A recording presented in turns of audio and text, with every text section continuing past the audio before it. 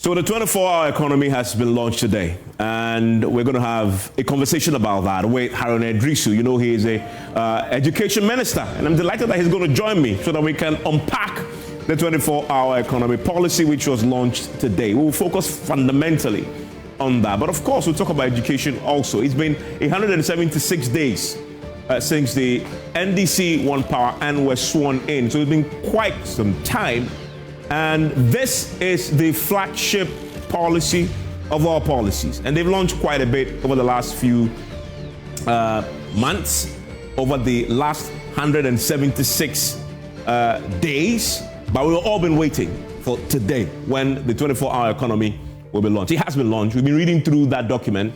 And those of you who are just now settling in after work and wondering, so what is the fuss all about? Hopefully, by the time I'm done with this, you can understand some of the key blocks of this policy. So you can join me in asking the questions on your behalf. And a few things we know. The key point in this whole 24-hour economy is to deliver on jobs. And if you read the policy, the government says they want to create 1.7 million quality jobs. And the emphasis there is on quality jobs in 4 years. So how do they find quality jobs? How did they even estimate 1.7 million? In which sectors? We'll ask those questions for you tonight. If you look at the party's manifesto, the reason why you voted for them, the social contract, the priority has always been in the economy and unemployment. And fundamentally, the 24-hour economy will deliver on these two items on the list here. So what are we learning from the document? One of the things that we learned, and it's above all else, is that government is going to provide incentives for businesses that will decide to participate in this 24-hour scheme. And we'll go to the incentives for you. Some of them are jaw-dropping indeed. And then they want to resolve the systemic constraints in the system that makes businesses struggle in Ghana. Now, if you look at the incentives package, and just prepare to be a bit mesmerized by this, if you're a business want to tap into that, is one that you look forward to. No import duties is one of the key things that you will enjoy if you decide to tap in. On manufacturing equipment, for example, on the renewable energy infrastructure, if you're bringing that in, you will not get taxed anything. Raw materials also not get taxed at all. No import duties at all. Industrial logistics for infrastructure will also not have any import duties if you are tapping into the 24-hour economy policy, right? And this one is a big one. No corporate tax on strategic agro production. Yes, you're right. You see that right? No corporate tax at all on this particular part of the project. Now, the key question when I saw this was to ask the question, so what really constitutes strategic agri production? Well, what is that? So I'm pretty sure you're making notes on, okay, do I qualify? What is that? And how do you qualify for this no corporate tax? Let's break that down. One, if you're in the area of cereals and grains, no corporate tax.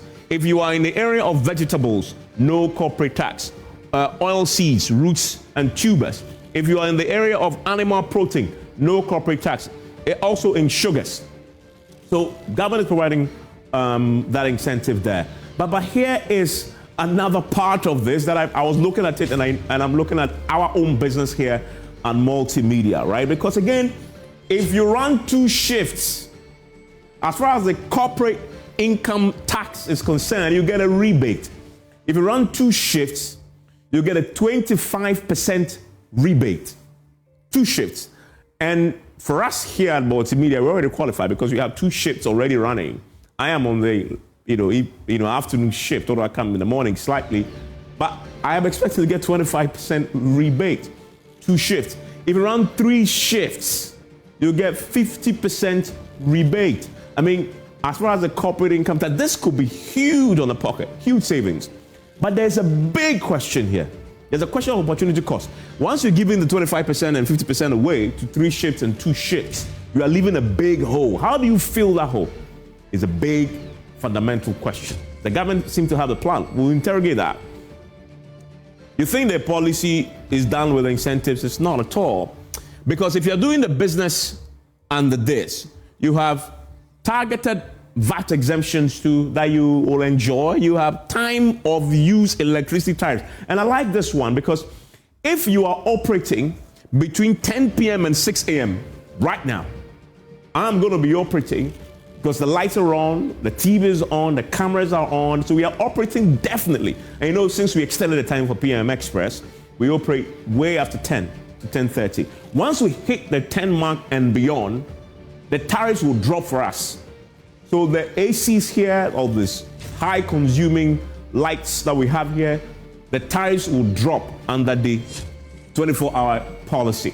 That is the policy because government wants to encourage people to work 24 hours, improve productivity. So if I'm going to do that, and I possibly need to employ more people, I need to find ways to bridge that gap the investment I'm going to make. And government says one of the things you're going to do is if your shift is between 10 p.m. and 6 a.m., you're going to get tariffs that are lower than what you probably would charge during the daytime, the regular time. Fascinating indeed. We'll interrogate that, by the way. It's all going to cost to the state. How do you deal with it? Then you have a 2 to 6% export value rebate for exporters. If you're exporting, government wants to incentivize you. You get your rebate 2 to 6%. So that is again pretty good for people watching and saying how I'm going to take advantage of this. Then you have additional government support. I mean, it's littered in this document. The incentives are just littered. State institutions will prioritize buying your goods if you produce it here. You have the pop-up stores that will come up. You have the fast-track utilities and regulatory clearance that we also see coming up to deal with this. Now, and then you also look at the additional government support you're getting, including these long-term, low-interest loans, right? That the government says is going to facilitate for you from the Development Bank Ghana for you to participate and enjoy. You also have I love chocolate, by the way. So for those who are in the cocoa processing industry, you get easy access to cocoa under this particular policy as well. And then you look at the phase 2 structural reforms that needs to happen for the 24-hour to succeed, according to the government in this document. You have this agro-ecological parks that will come up. And this will happen along the Volta Basin. And I find something very fascinating there that we need to interrogate. Because government is making a bold claim that under this particular plank of the policy, they want to acquire some 2 million hectares of farmlands that will be cultivated so that the Volta Basin becomes the breadbasket, wait for it, for West Africa. The breadbasket for West Africa. And they want to increase agric productivity by 130%. So this is bold and ambitious, but as you know, the devil is always in the detail. And we'll try and probe that and see how they fund it. You have to have the urban farming. So you're going to be growing urban farms with 2 to 3 hectares of farmlands in every district. And the Water Lake irrigation network will be done. The Water Lake transportation system will also be fixed as part of this for people to enjoy. You have the nationwide industrial parks. You have all these incentives, the 50 acres parks that will come, the dedicated power, great for them to use, to produce. And then a key question about cost. I've heard the man who is spearheading all of this, Gusitano, say, for example, that 4 billion in 4 years, they're talking about 41 billion cedis, but definitely it's going to cost far more than that, considering everything else that the tax rebates, tax exemptions that you get, you have to quantify that too. When we sit down for a conversation, we'll look at that. And then you look at the funding gap that will obviously create. Because the government now says 300 million. The question is, where are you getting the money from? 300 million from government of Ghana. That's just 7% of that. So that will come in. Then you also have the PPPs that government will now go into to bring this in.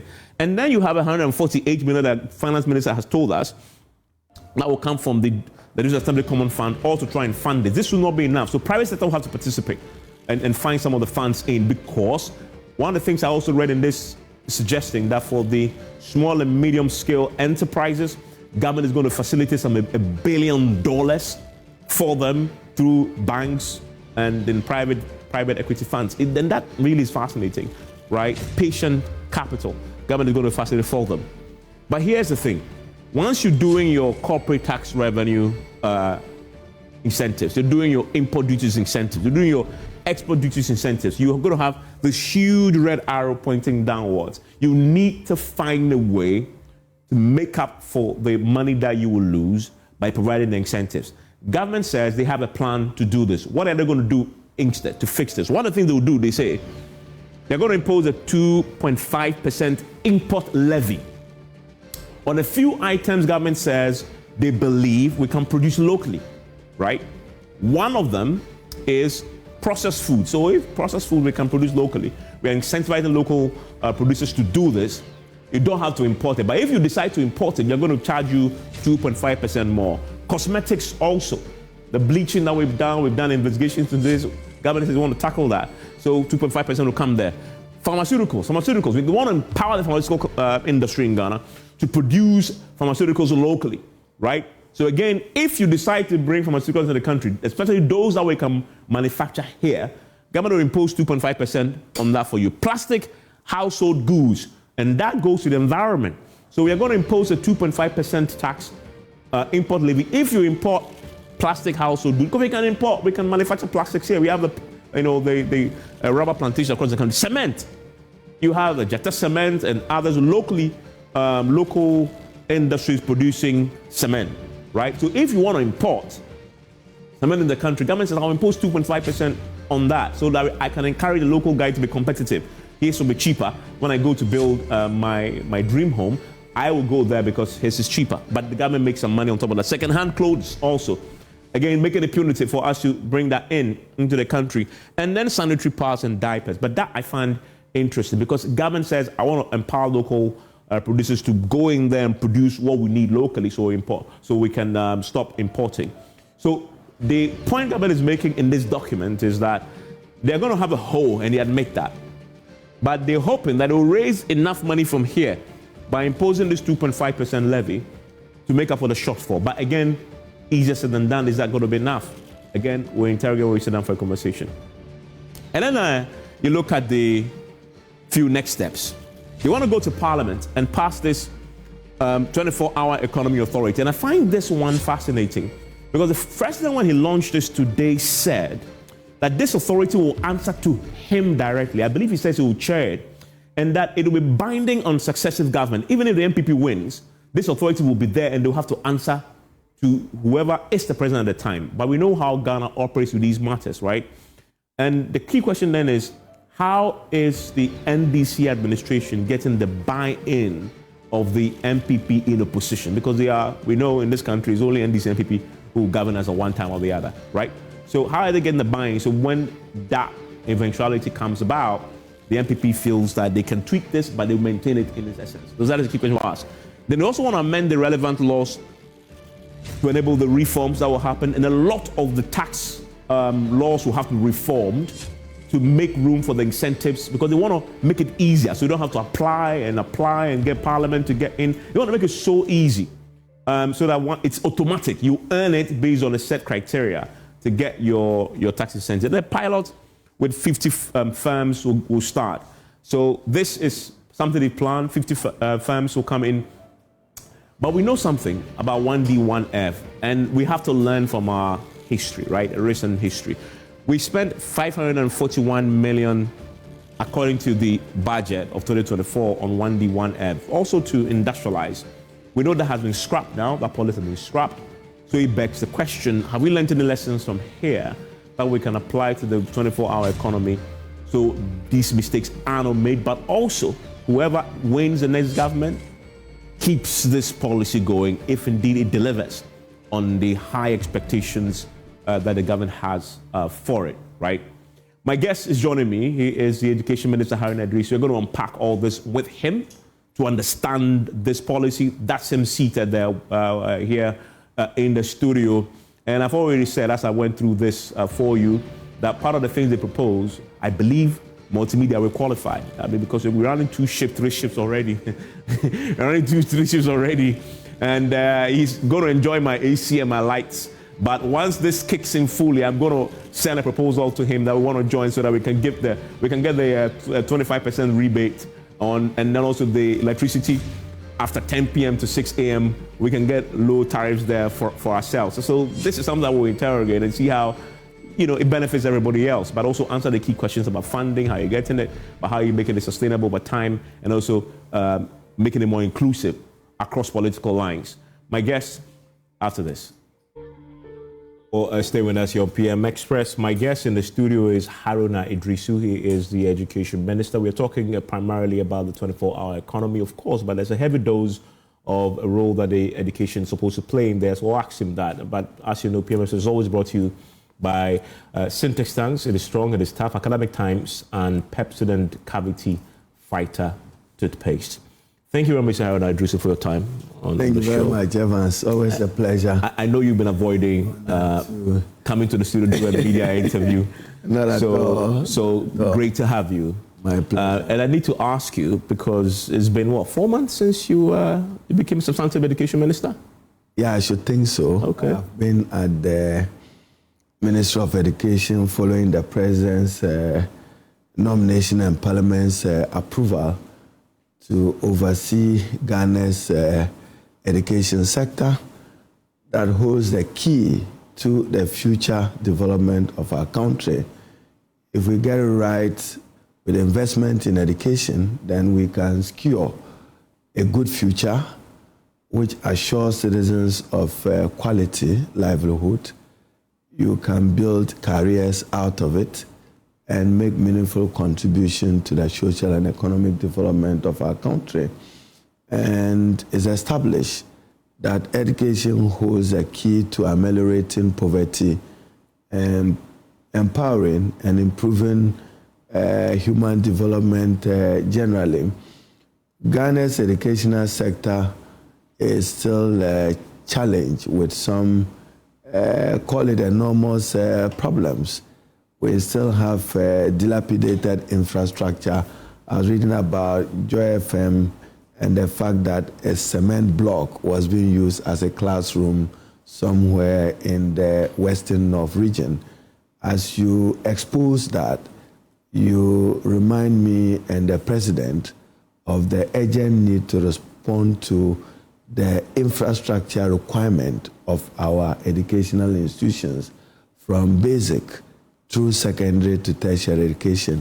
But I want to believe that this evening is about 24-hour. Yeah, it is.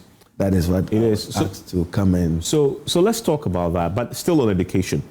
What is the role of your sector in delivering on the 24-hour economy? Even if you want to succeed in fighting galamsey, you would need a trained miner. That has to be an educated miner. You want to sell goods and know the prices of goods, you want an educated person to be able to do that. You want to control population, birth control and others, you want an educated woman to understand the value of doing that.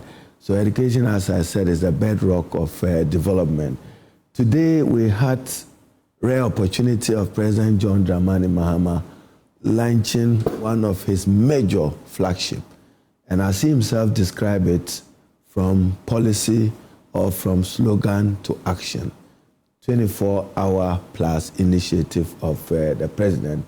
And for John Dramani Mahama, the President of the Republic, this was not a nerve-breaking exercise at all.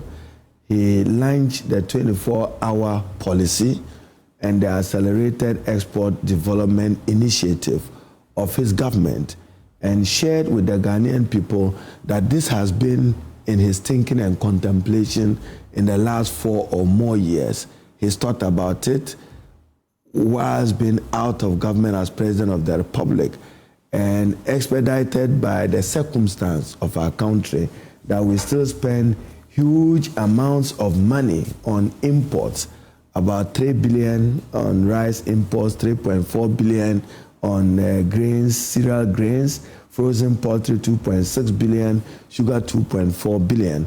So the President lined the 24-hour and accelerated export development policy with conviction and belief. And as he said, this is not an event or a race which must end today.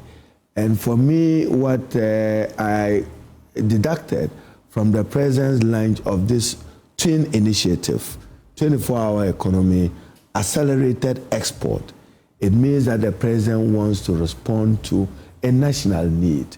a need for us to invest more in his words, to have a self-reliant, dependent, food-sufficient producing country that can feed itself, in a country that guarantees food security. And for the president now, he simply cannot understand why we should be an import-dependent economy. And that what is it that we can produce? He would provide guidance and leadership as president. And that is why he's gotten Guzi Tano, one of the sharpest and brilliant brains of the NDC, to be the anchor person to guide him in implementing the 24-hour economy. And for me, what was profound today is for the president to remark publicly that 24-hour economy will be private sector led, and that it will not be dominated by government, and that government will only be an enabler, a facilitator for the private sector to take up the initiative in the various sectors of the economy. So I still have the president's speech here, and it's worth emphasizing some areas for the purpose of our listeners. When the president spoke about how to grow 24-hour economy, how to make 24-hour economy. And I'll come to that. I think one of the key planks was the agric sector. And I think that was the first part that fascinated. But on the point you just made about transforming Ghana into an export-led economy, I see that on page 24, you make that point in the document. It says it aims to transition Ghana from an import-dependent economy into productive, export-oriented industrial country. And I know you're a student of history, so I need to ask you this. You know, we've been talking about the Gojisbeck economy for 100 years, which in essence was to say, let's transition from there and turn this country around into one that is exactly what we are proposing. Almost every government in the last 100 years since Gojisbeck was the governor in 1919 have tried and failed. I mean, why should we believe that this will be different when so many before you have tried and failed this? What is different about this? Evans, as I indicated, for President John Dramani Mahama, the risk of acting far more outweighs the risk of failing to act. So for him today is to lay the foundation to transition Ghana's economy to run 24 hours. And for him again, it is not just about the shift in time, whether you are working 8 hours or 6 hours. It is energizing the productive sectors of our economy, revitalizing manufacturing and industry, boosting agric productivity, agro-processing and food sovereignty, harnessing Ghana's rich creative culture and tourism assets, improving logistics. So when I said that, the president said that government would be an enabler. What kind of enabling environment? I just give you 3 practical examples that I heard Guzi Tano discuss with the president. You have a company in Tema that probably can employ 100 to 200 or even 500 to 1,000 persons. But their complaint is road access and network to the factory side. Access to water and electricity is their bane. So government as an enabler will provide this for that factory in order that it can employ the 500 to 1,000 persons. That will generate employment. So government is not going to lead. From Gojisbeck, what has failed for Ghana was the dominance of the state, and the state itself attempting to be the private sector of Ghana. No, under the President Mahama 24-hour initiative, the government would only be an enabler and a facilitator, but this initiative will be private sector led and private sector dominated. That is why he said that the Ghana Infrastructure Investment Fund will make partnership based on public-private partnership to support the private sector to deliver on any aspect of the areas that we intend to make build, show, or connect 24, whether in logistics or warehousing, ports and energy or digital infrastructure, a private sector person can lead. Government will provide the needed incentives for the private sector to lead the 24-hour economy. I mean, we've heard publicly a number of public sector institutions promising that we'll work 24 hours. So take, for instance, passport. So when you finish issuing passport, what happens? So it is not just about shift in hours. It's about the next 10, 14, 15 years. We should know that you can run 24 hours, you employ more persons, and you contribute to the growth of the economy and to creating and generating productive employment and decent jobs for people. And you made a point that I saw run through the policy document, that this is beyond a shift system. Absolutely. And immediately I saw that, and you repeated it. I'm like, okay, I want to check. The first time we heard of this was on a campaign trail. Yes. And I said, I want to check your manifesto. And then I found that in your manifesto, when this idea was first hatched and articulated, you had a whole chapter in your manifesto that was titled 24-hour economy policy, into bracket, same job, 3 shifts, 3 people. That is on page 22. And it's like, but originally, this was sold as a shift policy. No. I was a member of the manifesto committee. Guzi was member of it. Like it or not, and I'm sure even as you listen to both Guzi Tano and the President of the Republic, there would be some reforms of the legal regime that affects the way we do business in Ghana. For instance, the Labor Act will have to be revised. That will respond to the shift question. I mean, every worker who knows that you go to work at 8:30 and close at 4:30. If you want extended hours, you have to discuss that even with the Trade Union Congress. But you have to come by legislation and say that a category of workers can work beyond 4:35 p.m. If you've been to Europe, have you observed when you are in The Hague or Netherlands and when you are in Paris when they close their shops? Yeah. Based on their labor laws. So there will be a revision of Ghana's labor laws in order to accommodate, if necessarily there has to be a shift system. But what we are saying, which was pronounced by the President, is that this initiative is not going to be public sector led. It will be private sector led. Manufacturing. Are you saying that when you go to Guangzhou in China, you don't see their factories open for 24 hours? So for Excellency John Dramani Mahama, he is sowing the seed and he will provide the leadership.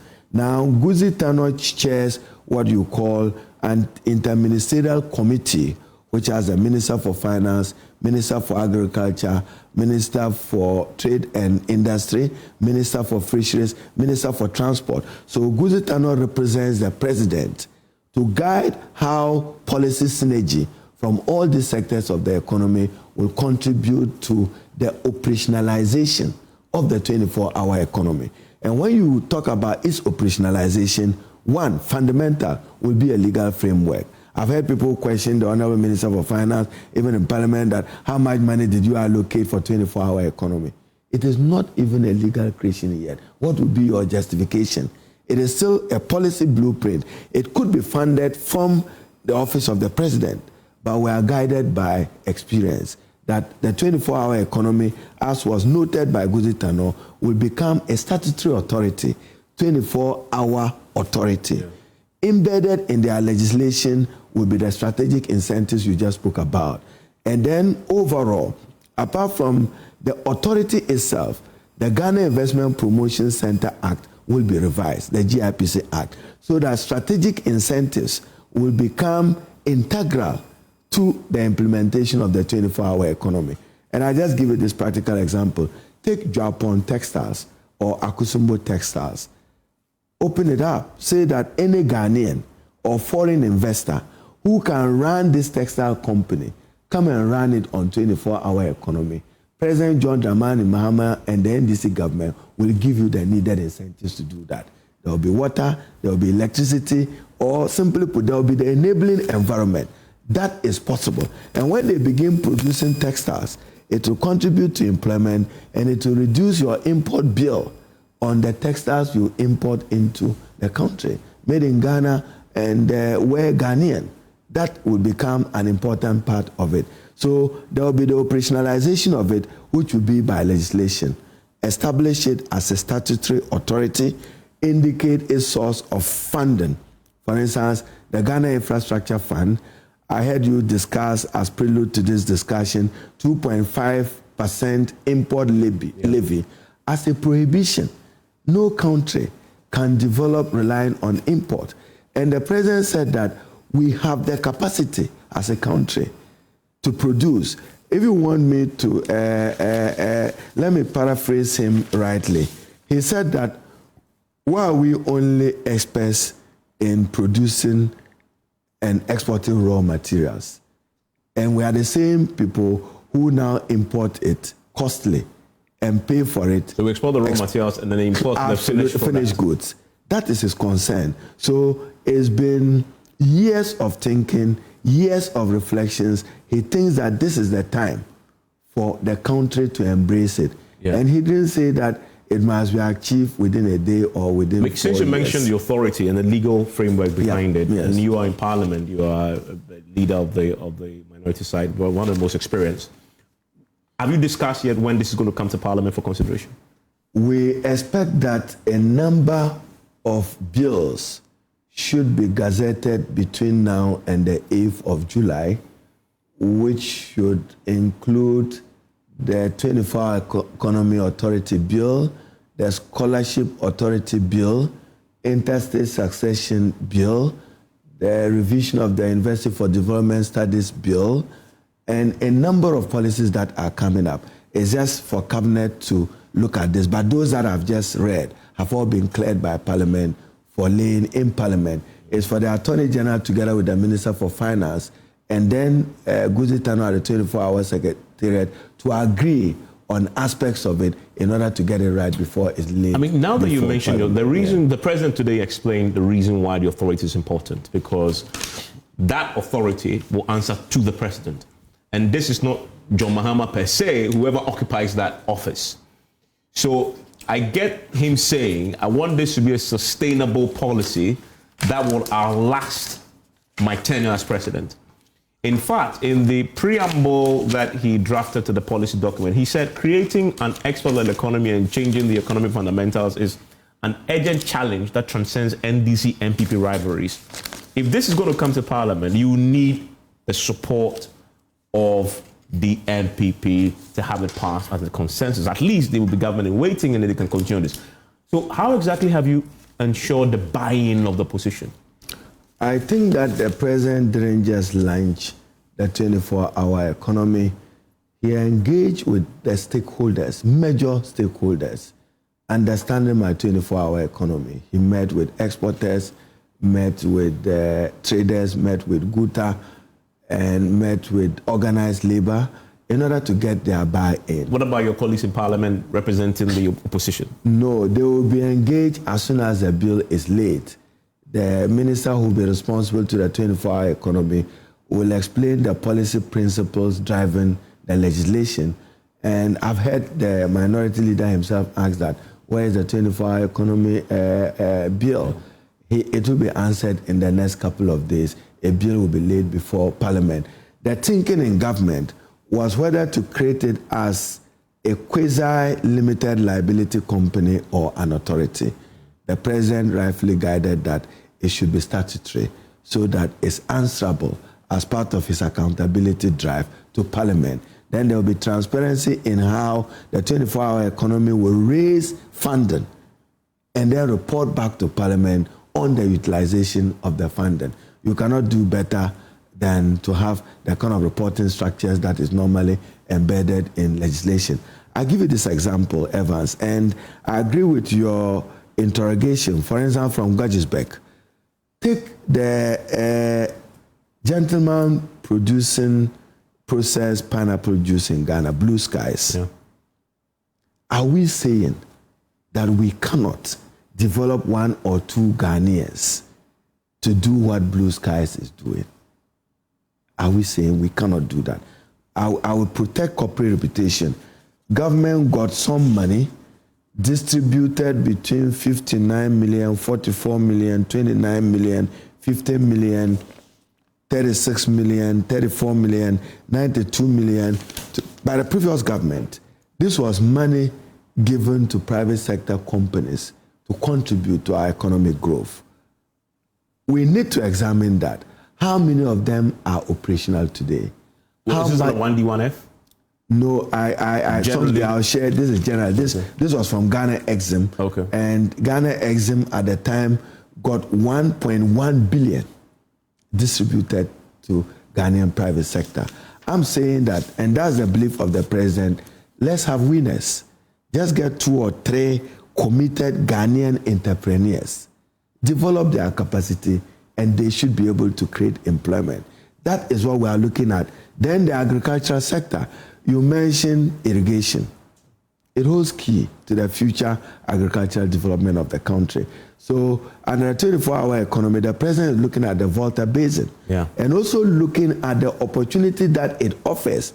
Indeed, Evans, if it's anchored and there's investment there, currently the president is looking at a $100 million investment in that particular area.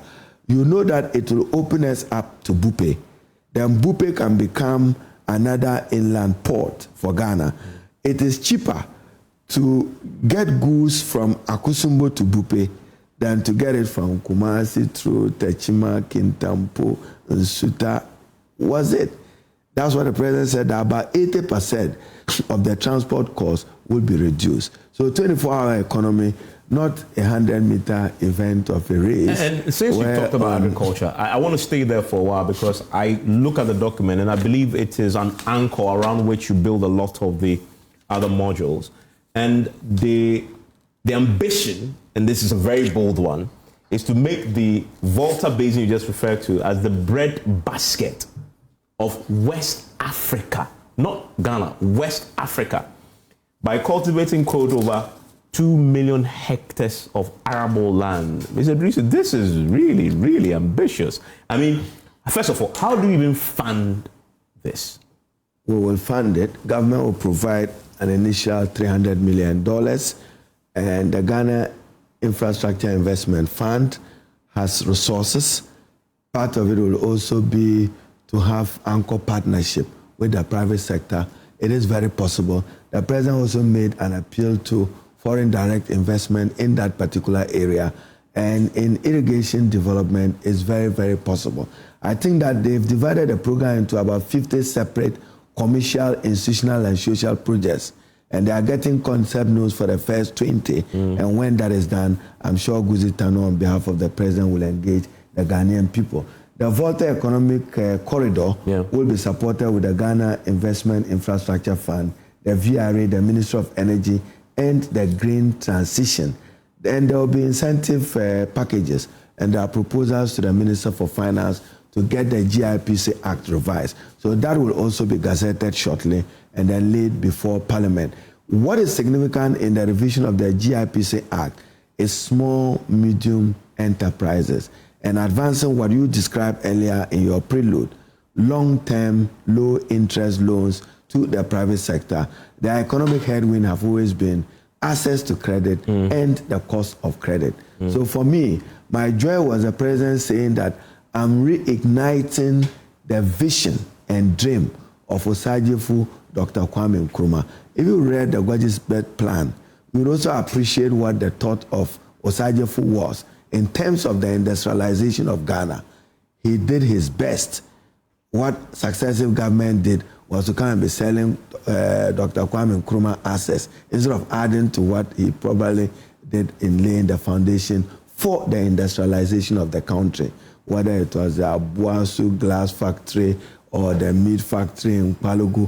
All this under the 24-hour economy is possible. If government can partner well with the private sector genuinely and provide an enabling environment genuinely for the private sector, and the private sector should also take the opportunity and utilize it for the good of our country. I mean, still on the Agric, there's some, when you hear government talk about an Agric Revolution, such as you're proposing to do under 24-hour economy, there's some skepticism, rightly so, because of our historical challenges we've had with large-scale agricultural projects.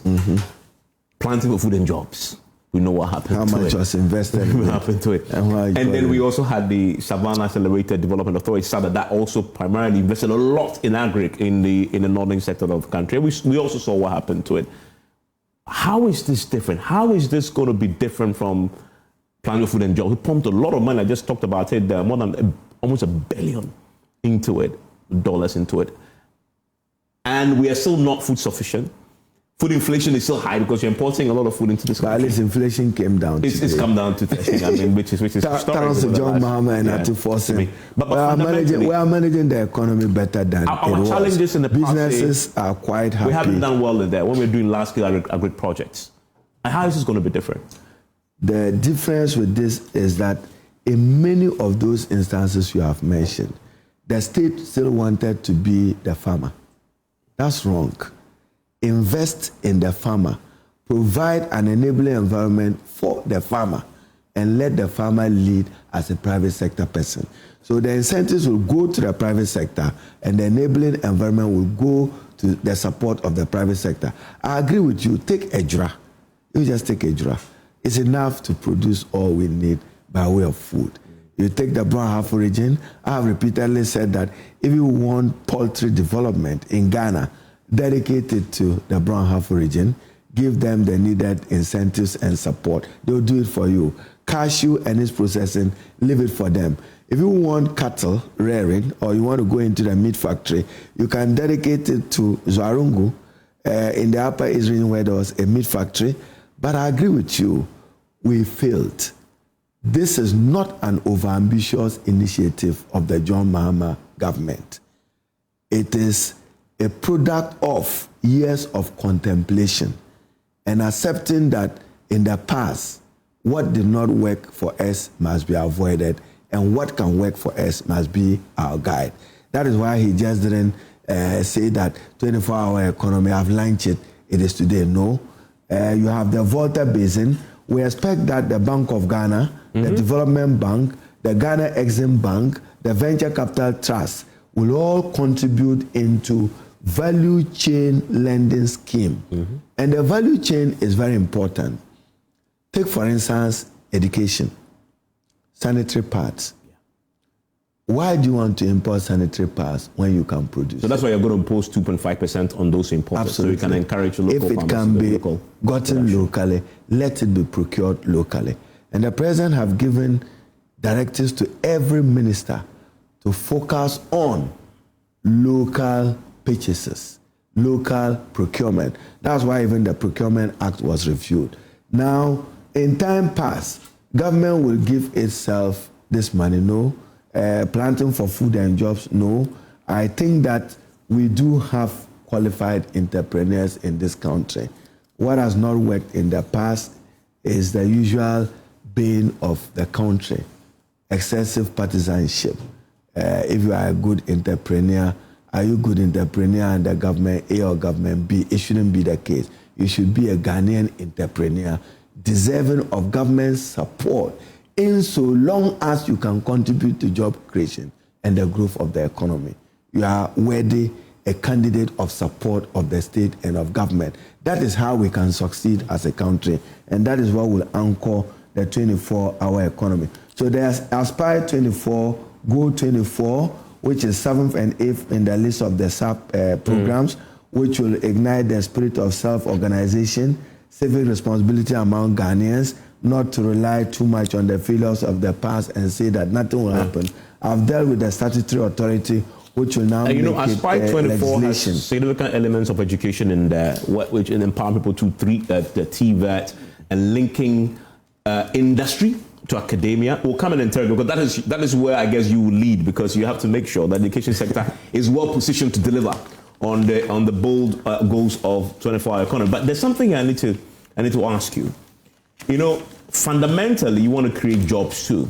Fundamentally, you've already part of the primary objective of 24-hour economy. And thankfully, your policies specifies how many jobs you want to create in 4 years. It says 1.7 million, and you qualified quality jobs. Yes, decent jobs.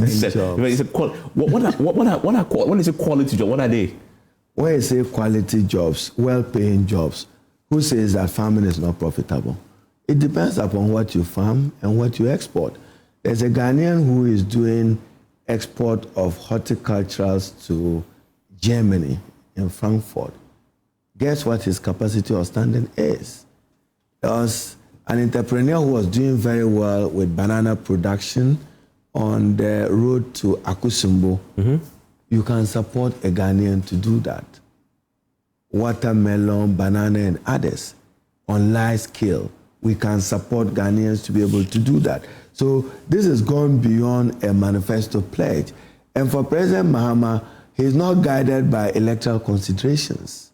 That's why I'm saying that 24-hour economy is not for an electoral, the launch of it is not for an electoral consideration. How do you quantify 1.7 billion over 4 years? I mean, for example, the key question then becomes, how are you even estimating? I won't be able to aggregate the numbers as I do not know which sector brings what and how much is invested where to generate the kind of jobs. But if you take irrigation and you do it so well, apart from the Volta Basin, there are other major irrigation sites that will benefit from the present big push.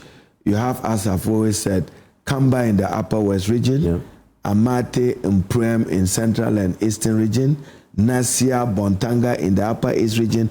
All of it will benefit from the present big push. In terms of irrigation support, then there is a new Afram Plains Irrigation Development Initiative, which is divided into two. That would also benefit from some financing, both directly from government and possibly from the Ghana Infrastructure Fund. So in launching this, the president engaged with the Association of Ghana Industry, Guta, GAU, and others. And then, Evans, you made a brilliant observation before the start of this program. Everywhere in the world, industry pays lower tariffs for electricity than ordinary consumers, everywhere in the world. President Mahama wants to change the narrative. And to change the narrative is a pledge of an incentives. That if you are using power for purpose of production, which is to generate a job and contribute to economic growth, which can create an opportunity of a job, you would enjoy some incentives. So, as I indicated, strategic incentives will be an integral part of the revised Ghana Investment Promotion Center revised act. And let's go to some of the incentives. And these are jaw-dropping indeed. Corporate income tax rebates. If you run 2 ships, you get 25% rebate. If you run 3 ships, you get 50% rebate. And I was making the point before I came on air that, you know, we run 2 ships already, Ms. Haruna Iddrisu. So can we put in an application? And again, that comes the question, how do we even tap into this? Tomorrow, can multimedia apply to be considered as part of the implementing agencies or units under this? Have you been observing CNN? What do they do? 24 hours or less. Yes. So constant. Multimedia possible for you. Okay. To take advantage of it. So the examples exist. What is it that you need to do that at every time we're attracted to wanting to watch and listen to multimedia? The quality of your news, the veracity of what you report. And so far you are doing pretty well. So you can be a candidate, but how many jobs? Maybe we'll now see you establish branches in other parts of the country and even venture into other parts of the world. After all, news is news. Whatever you are able to report, depending upon the source, persons may get attracted. But that is not the focus of the 24-hour economy. But it is possible that you can take advantage of it. And let's ask, for me, one of the biggest questions, because if you look at the list of exceptions, beyond what I said, you have 2 to 6% export value rebate for exporters. You have time use electricity, which is what you talked about. If you work between 10 p.m. and 6 a.m., that is, you're doing a full 24-hour, you get cheaper electricity. You're also talking about the no corporate tax on strategic agri-production. And this is cereals, grains, sugars, animal protein. There's one question that jumps at you when you read through this very, juicy incentives. How is government making up for the shortfall that obviously you would incur when you give all these rebates and incentives to businesses under 24-hour economy? Evans, you are turning the narrative. When you invest and the private sector takes advantage and creates jobs, the economy grows. You have an expanded GDP, and that will benefit all of us. No, they always say it's easier said than done. No, that I agree with you, but we should have faith and confidence. That's why the Aspire 24 is to mobilize citizen support for the 24-hour economy.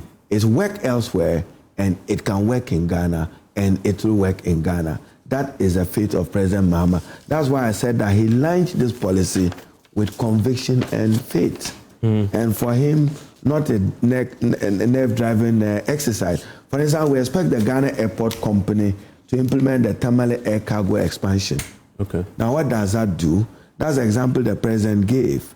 If you got any entrepreneur or farmer around the north to do any product that can be exported to Germany or to France, 7 hours, it is there. You will be adding value. So it is important that we emphasize that value addition and value chain is significant to the success of the 24-hour economy.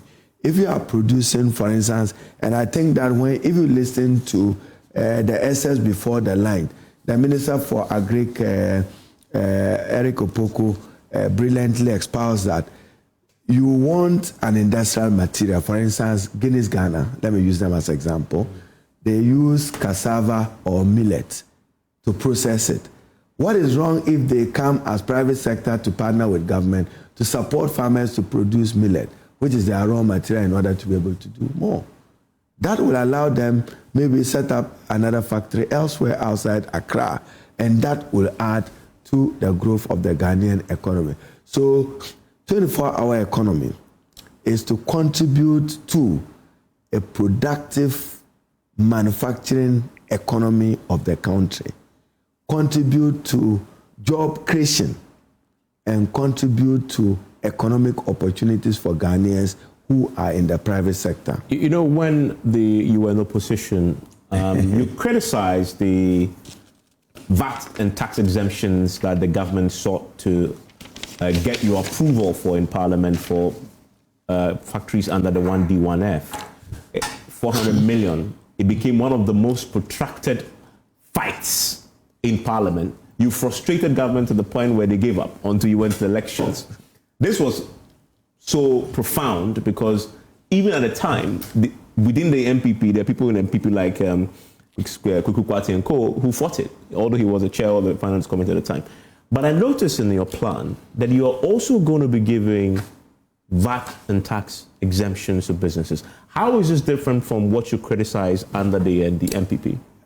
Now, first of all, Evans, it's important to understand the 1D, 1F concept of the previous administration led by Nana Addo Dankwa Akufo-Addo.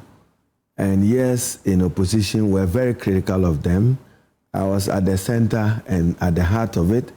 I still recall, even when they came to Parliament the first day on 1D, 1F, their wish was that we just grant them a blanket check. Then every other time, the Minister for Finance or somewhere will sit and grant incentives. No. It took myself and the late Dr. Anthony Akotosai to engage. And I said, no. Read Article 174 of the Constitution well. It is only Parliament that can grant tax exemptions, not even the Minister for Finance. It says that those exemptions can only be granted on the authority of Parliament. What incentives are you offering?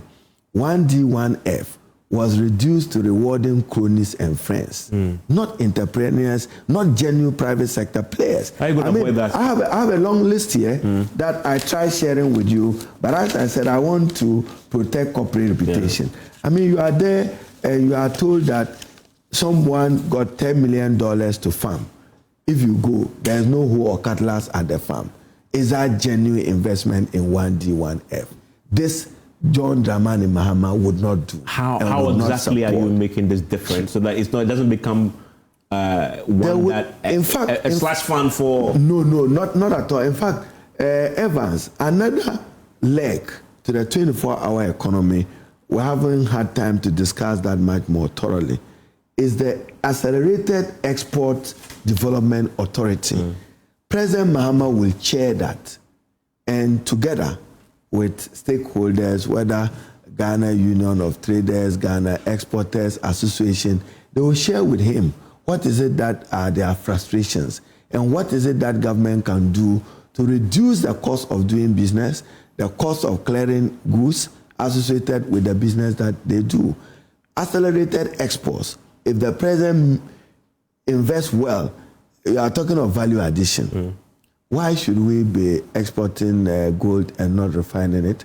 Why should we be exporting raw cocoa beans and not refining it? But in the past, we have experimented state-run entities that have failed us. 24-hour economy would not be on the basis of that. As the president said, the state will not dominate. The state will be an enabler and a facilitator. But I'm interested in the point you made about avoiding the MPP's mistake of politicizing the tax exemptions. Well, what is the inbuilt mechanisms in the 24-hour economy to stop that? The engagement with the stakeholders. When the president is meeting with AGI, they come as AGI. He's not looking at a politically tainted business person. No.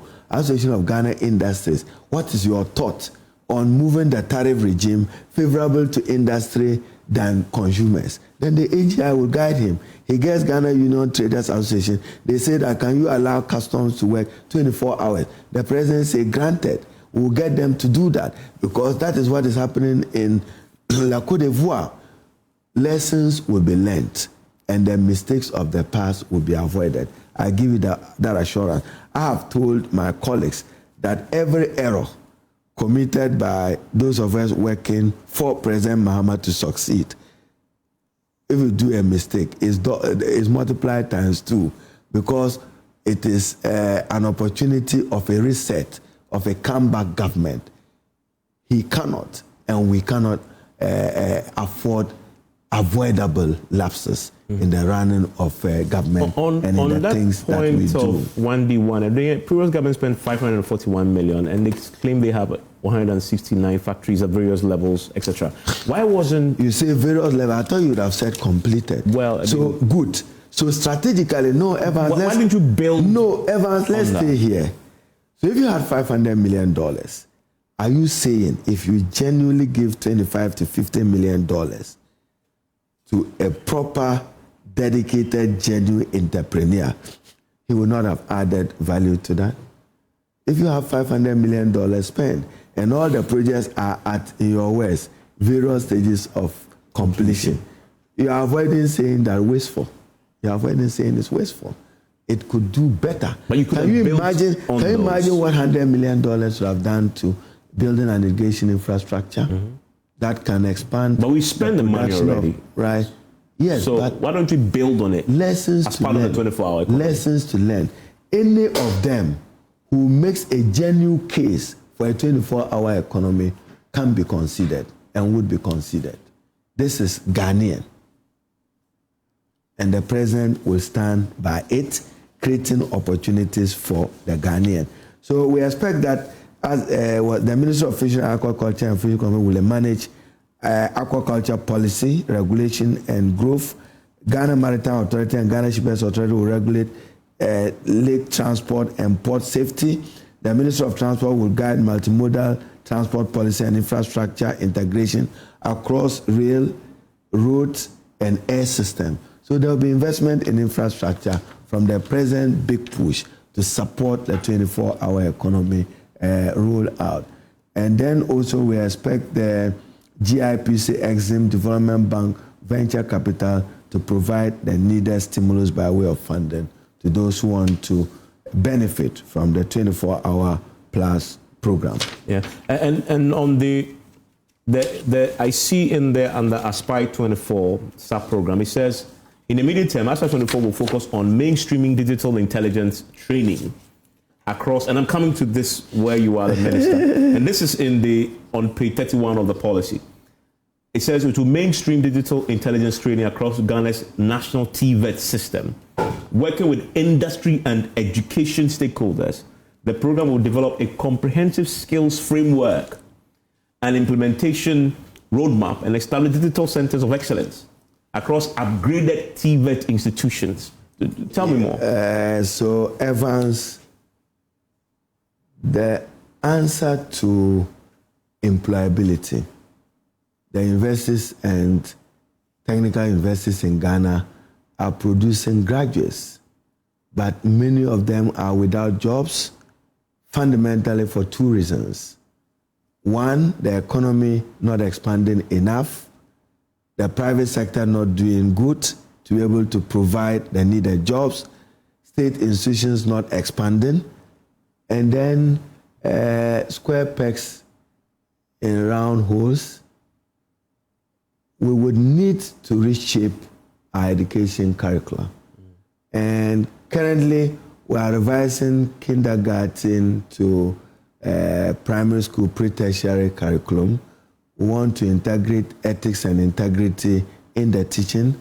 I've had discussions with persons who are concerned about the ethical integrity of responsible citizens. And that's how you can get it right. And the notion is that if a child gets it right at age 6, you can predict the 80 years of that child, that he will be a responsible citizen. Now, education today should not just be about literacy and numeracy. It should be about social well-being, character building, and we need to invest more in technical and vocational education because that provides the answer to employability. Now, take, for instance, the National Apprenticeship Program, which was launched by the president. You have a young girl who wants to do what in Tamale we describe as weaving, balu. They may not be needing more than 10,000 to start that. And if you get a young girl and invest 10, 20,000 in a textile balu business, she may be able to employ 10, 15 persons, and they too can expand into engaging in a productive work. That is providing an employment opportunity. With technical and vocational education, we intend to establish 3 more technical universities in the country, in the regions that are without them. I'm pushing strongly, just as I did in 1997-99 on Get Fund, to push for Ghana to have... When you were a student leader. Absolutely. For Ghana to have a TVET fund, a technical vocational education fund. If we take 2% even of our oil revenue, that can build this institution of excellence that you are talking about. The Germans have done that. We are learning from their experience. For the first time this year, Get Fund allocated some money, and that will be a consistent part of the Get Fund formula. I'm working very closely with the administrator. Every other year, let's have some allocation to support technical and vocational education. I was in Rome a couple of weeks ago. The Italian government have been generous to give us €5 million grant to support technical and vocational education. I hear that around Tumu, in the Sisala area, turning to Fumbisi, you would not have any state-of-the-art technical and vocational institution. I was in Koforidua 2 days ago at St. Paul as part of my tour on the TVET examination that is currently ongoing. No, even assembly hall where they were writing the exams, not in the best of shape.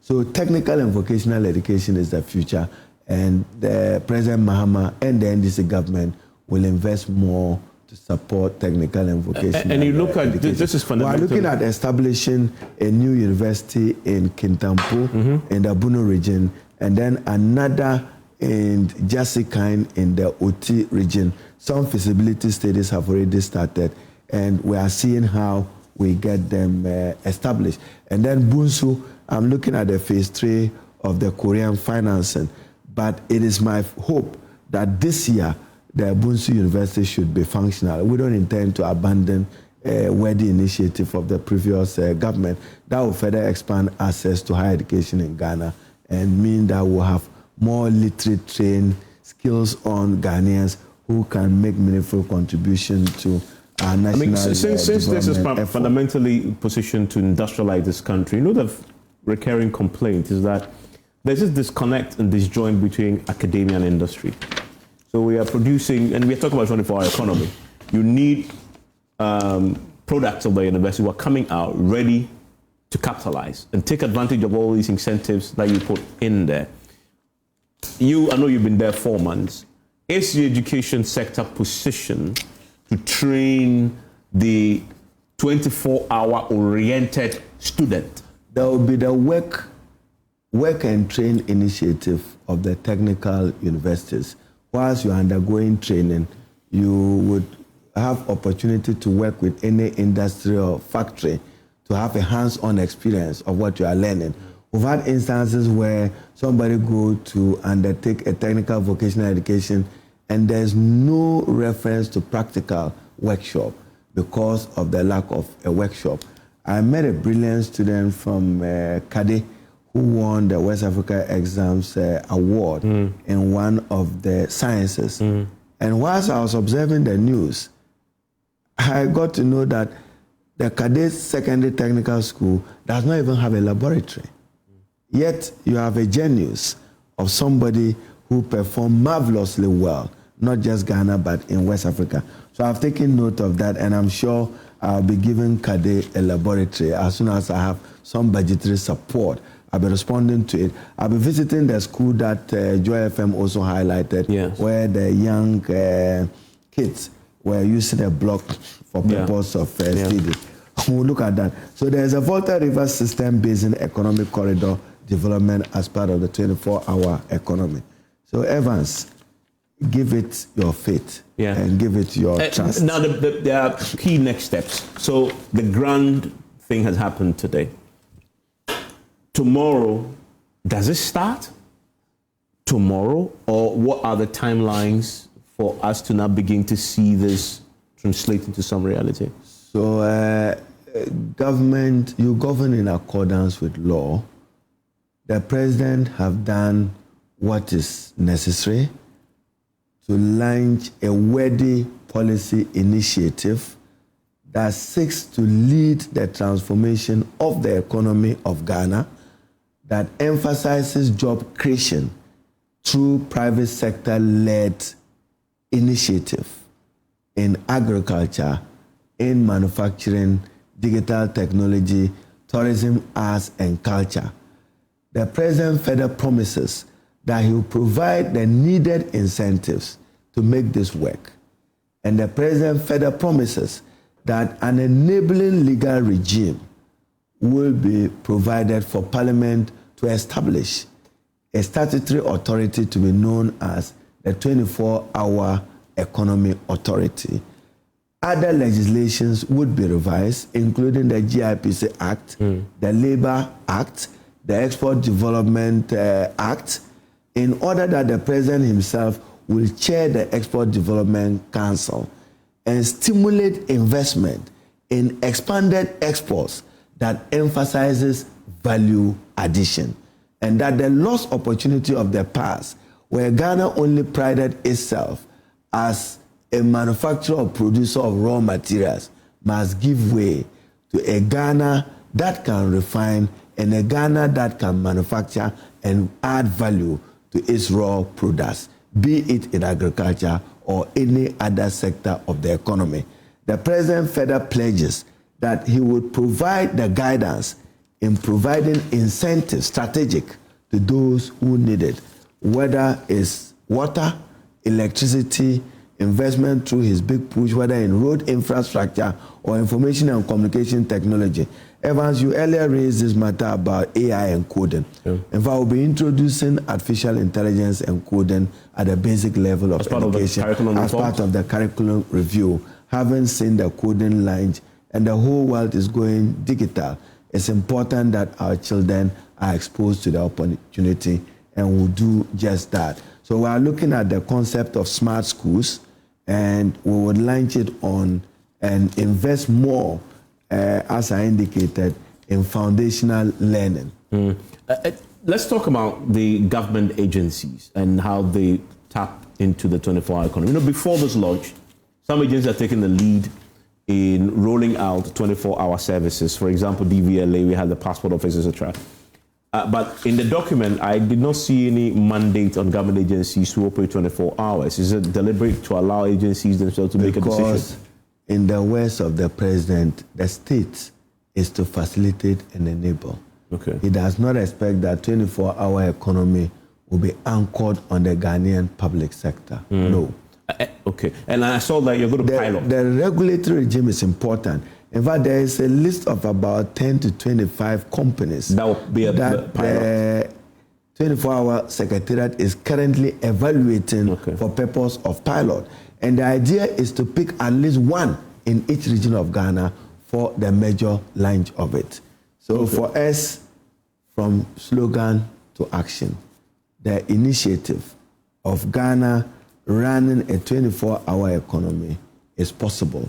Support John Mahama to succeed and support the 24-hour economy either as a citizen or a private entrepreneur wanting to contribute to the development of the country. Sustainability of this long term. So you're passing the authority, right? I hear the president today say that that authority obviously will outlast him. Is this your way of imposing this on whoever becomes the next government? No. You know the free SHS, before the government left, they attempted to come to Parliament with a bill that would have etched it into law and made it mandatory and for you to implement. They didn't quite do it. Is that why you're doing the authority bill? No, but Free Senior High School, it has come to stay.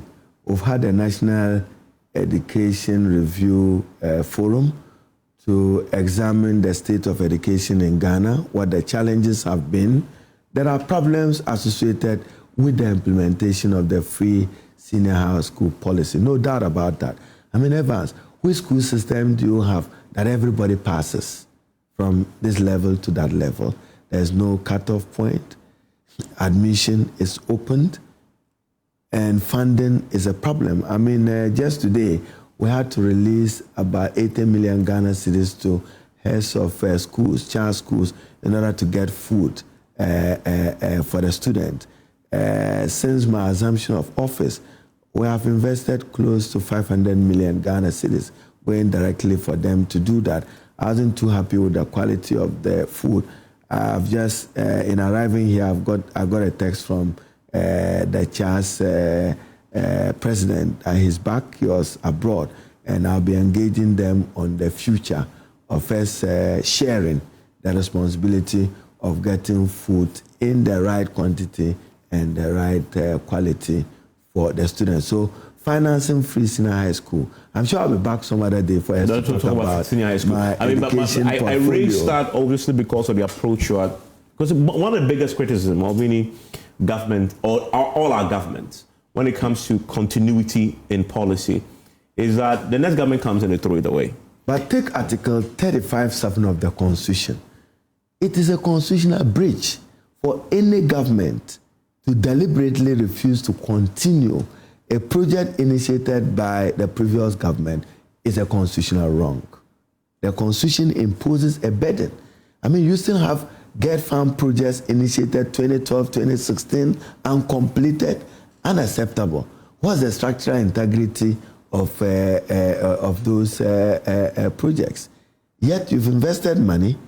Take, for instance, if you're a contractor working on an E-block and 10 years, cost overrun, are you likely to go back to site? No.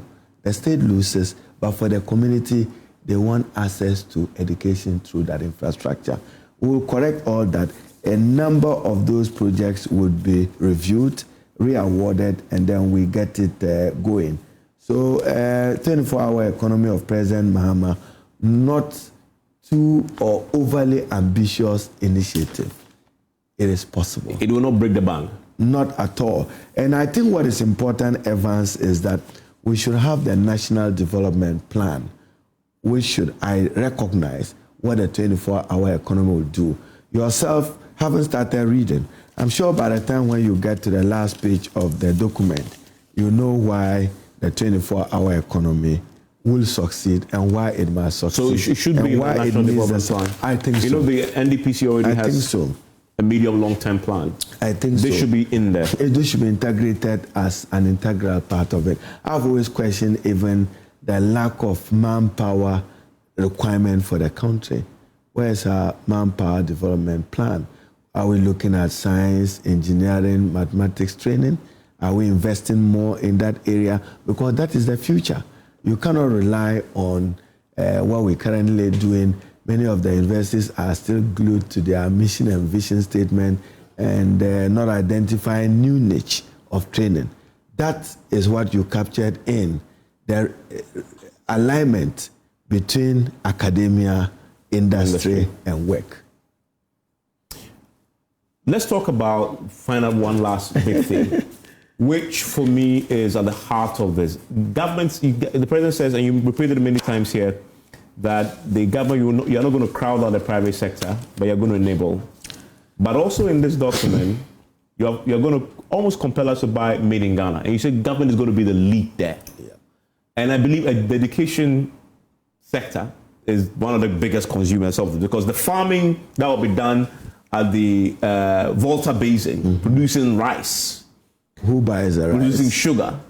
This is going to come to you now to lead that, because you purchase almost everything else, right?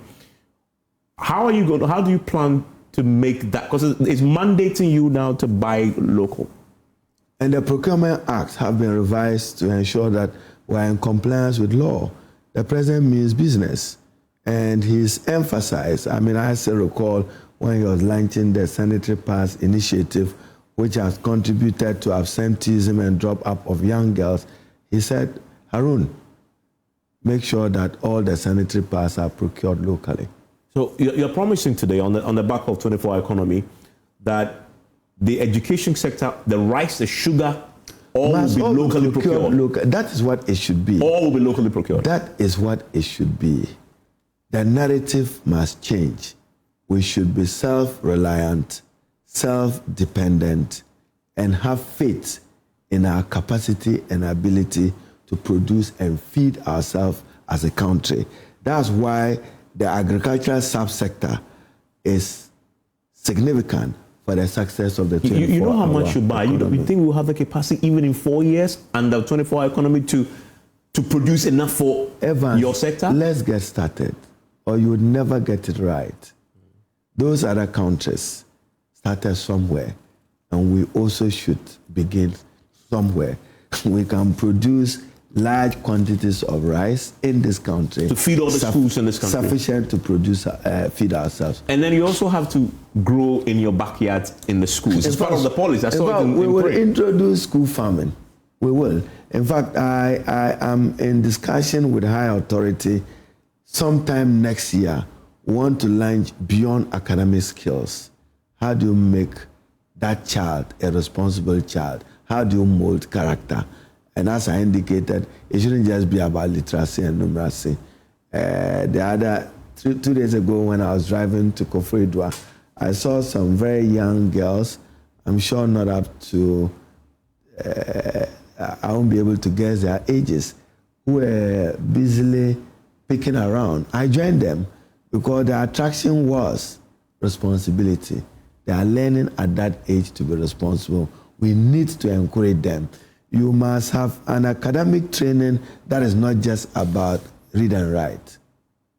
Maybe teamwork, they work together collectively in painting or undertaking some civic patriotic activity. We will have to emphasize our own heritage in our educational curricula. I think so. Thank you very much, Haruna Iddrisu. Evans, my pleasure. And enjoy the rest of your evening. Well, he says he's going to revolutionize the sector to buy made in Ghana. We'll keep watching as this gets implemented. He's given us a timeline for at least the legislation to come to Parliament. He says it's going to be laid, and they expect passage this year, definitely before they rise for the next recess. That there is Haruna. A few things.